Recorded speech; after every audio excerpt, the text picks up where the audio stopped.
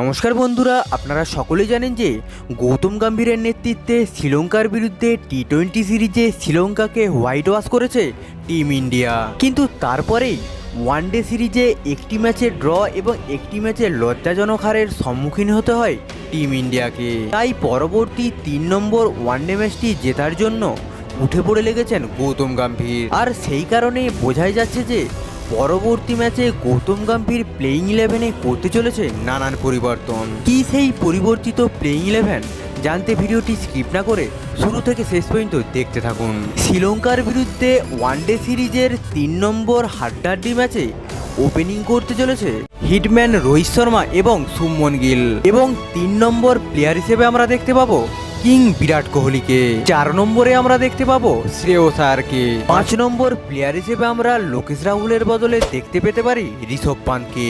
এবং 6 নম্বর প্লেয়ার হিসেবে আমরা দেখতে পাবো রিয়ান পরাগকে। 7 নম্বরে আমরা দেখতে পাবো অক্ষর প্যাটেলকে। এবং 8 নম্বরে আমরা দেখতে পাবো ওয়াশিংটন সুন্দরকে। 9 নম্বরে আমরা দেখতে পাবো হরদীপ সিংকে। 10 নম্বর প্লেয়ার হিসেবে আমরা দেখতে পাবো মোহাম্মদ সিরাজকে। এবং লাস্ট 11 নম্বর প্লেয়ার হিসেবে আমরা দেখতে পাবো কুলদীপ যাদবকে। আশা করা যায় যে এই প্লেইং 11ই নামাতে চলেছে গৌতম গম্ভীর। আপনাদের কি মনে হয় এই প্লেইং 11 নিয়ে কি শ্রীলঙ্কার বিরুদ্ধে টিম ইন্ডিয়া জিততে পারবে? আপনাদের গুরুত্বপূর্ণ মতামত অবশ্যই কমেন্টে জানিয়ে যাবেন। ভিডিওটি ভালো লাগলে লাইক করবেন, আর চ্যানেলে নতুন হয়ে থাকলে চ্যানেলটি অবশ্যই সাবস্ক্রাইব করে যাবেন।